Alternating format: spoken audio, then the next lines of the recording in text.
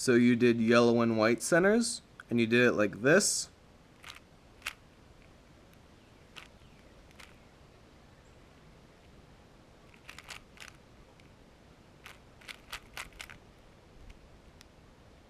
The solution you did was alright, and the execution was okay besides the mini cube rotations you did in the middle of it.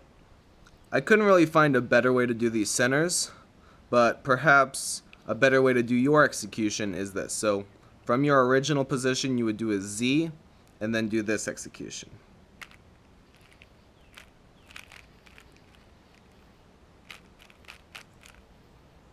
This execution allows you to minimize the cube rotations down to 1, and it also cancels out a few of your wide R moves with that one wide L2 move.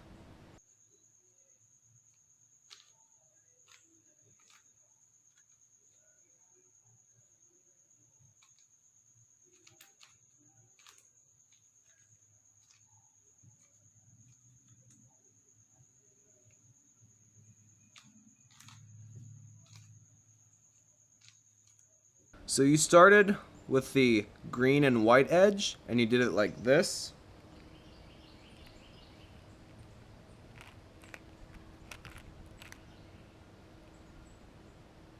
So now you have it here.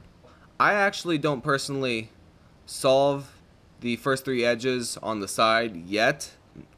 Probably might not have the best explanation of what you do, but that's alright. So that one was fine. You moved a wide R2 apart and then placed them here. Next you did the white and orange edge, which you did like this.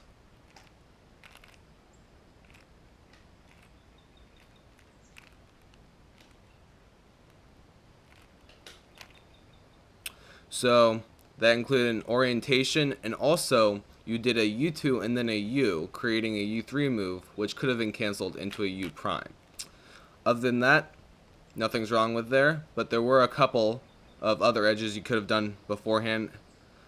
You could do the red and white edge here as well. They're only 4 moves away from being solved, but nothing was wrong with your solution for the orange at that point, so no complaints there. Lastly, you did the red and white edge, which you did like this.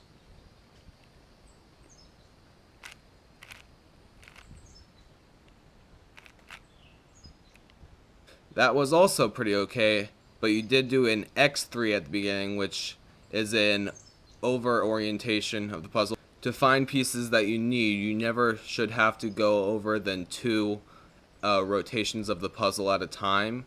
Again, I don't solve edges on the side, so I don't have the best pointers for this thing, but as far as I can see, you did pretty well on that solution.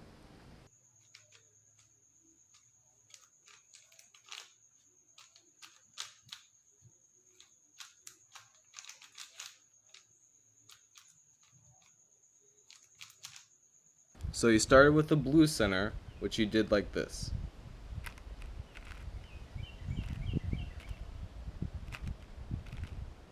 Next, you did red, which in this orientation will be in the back. And you did that like this.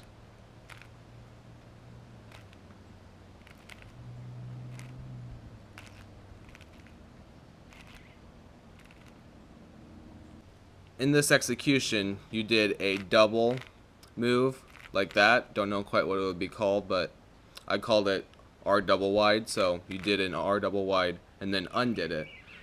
I guess you could be just looking for the pieces, and honestly that's probably better than just orienting.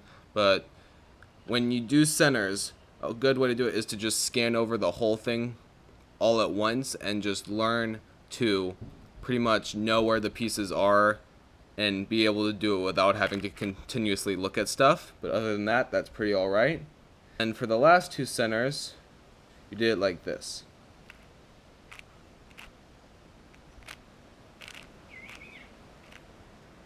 So here again, you did another U3 move when you could have just done a U prime.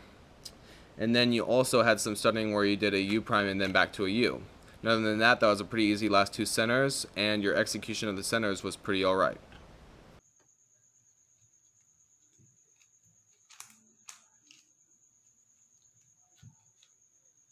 So next was your last cross edge, which you did like this.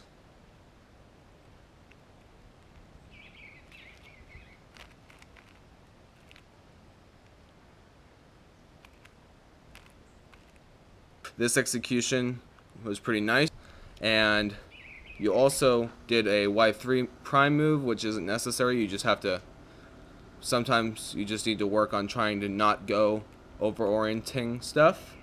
And other than that, pretty nice.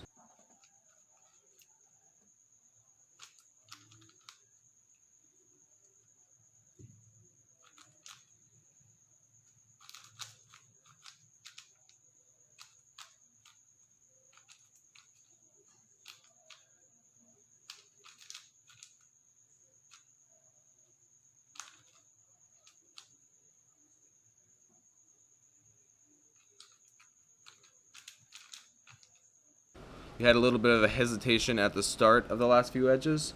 You started like this.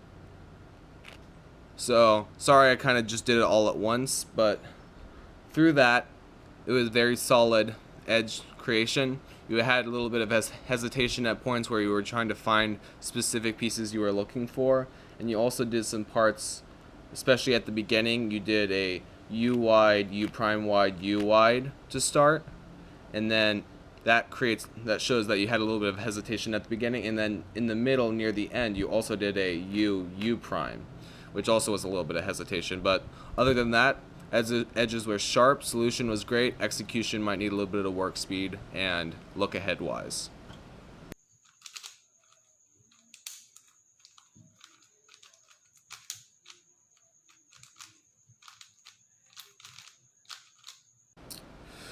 So next you started by 3x3 stage. Since you were using Yao, you already have a solved cross, and you did your first F12 pair like this. It was this front piece,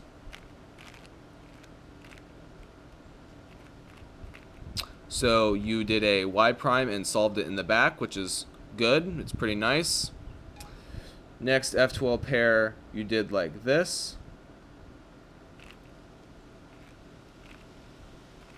You also connected it using a back move, and then you inserted it like that. So now it's in the back. So now you have the solved F12 pair right there, and I think when you seeing that kind of made you hesitate a little bit, so you did a U, U2, Y prime, and now you're going to insert it into the back. Now as you're inserting that third F12 pair, you saw that this corner piece was going to be opposite compared to this edge, so what you did is you went right into the execution of it like that, which is really good. Look ahead on that part.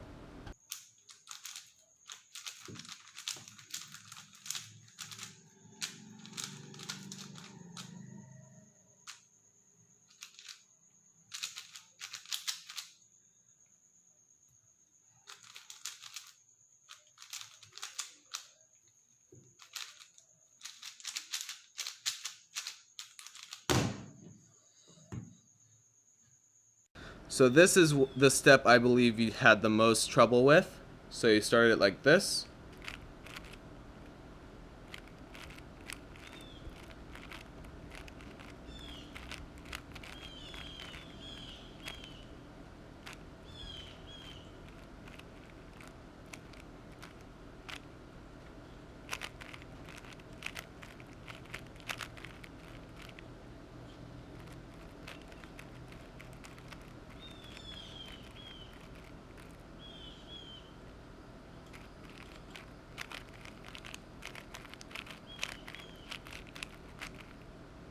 So you did do PLL parity twice.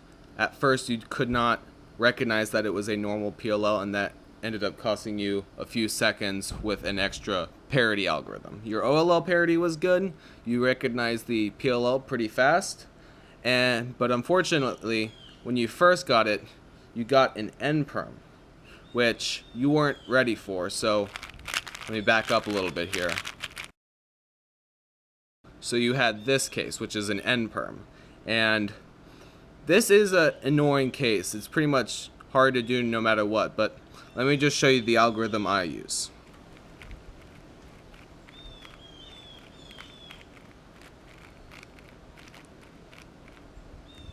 Maybe you just had a little bit of trouble and you do know the end perm and you just kind of were caught in the moment or whatever. But I just want to show you that because maybe that's a better one than the one you know, or maybe you just don't know the case. I'm not sure. You did the 2 PLL parodies, which is unfortunate, but other than that, you could have executed the last layer pretty well. OLL was totally fine. It was just the PLL parody that you misinterpreted as PLL parody when it wasn't. So from what I'm able to comprehend from your solve, your solution and use of Yao in your solve was really well done. Your solution was about 190 moves, which from removing extra moves you might have done like when you did a U3 instead of a U prime, or when you accidentally did the PLL parody twice, your move count would have been around 160 or 170, which is a very respectable amount of moves for Yao. So I think one of the big things you might be struggling on when you're solving 4x4 is your look ahead and hesitation during certain parts of the solve. I saw a lot of points where you would do moves, then maybe undo them, and then maybe even go the other way. There was also a lot of rotation in the solve, and some places where it really wasn't that necessary. There were even points where you were stuck on what to do for a few moments. If I were to give the best advice I can give based on this solve that you gave me, I think it would be to focus on limiting your rotation and extra moves during the solve, essentially becoming more efficient with your solution. Once you can get that down, the next thing you might want to do is improve on TPS, which is turns per second, aka your speed during the solve, and maybe piece tracking during certain parts like when you're doing centers or when you're following on how to finish the edges. If you can improve on that, you can get to a point where in parts like the edges and the centers, you can just scan the pieces and remember where they are and be able to do it fluidly without having to look every single time you're looking for a specific piece. So just remember, focus on trying to fix hesitation, preventing extra rotations and extra moves, and then improving your TPS overall. The way your solution went, you could easily be even sub 1 minute if you really get into it. You could get down there really easily. Honestly, your solution might even be better than some of my 4x4 solves. Thank you for submitting your solve, and I hope this is helpful to you. Thank you all for watching, and I'll see you next time.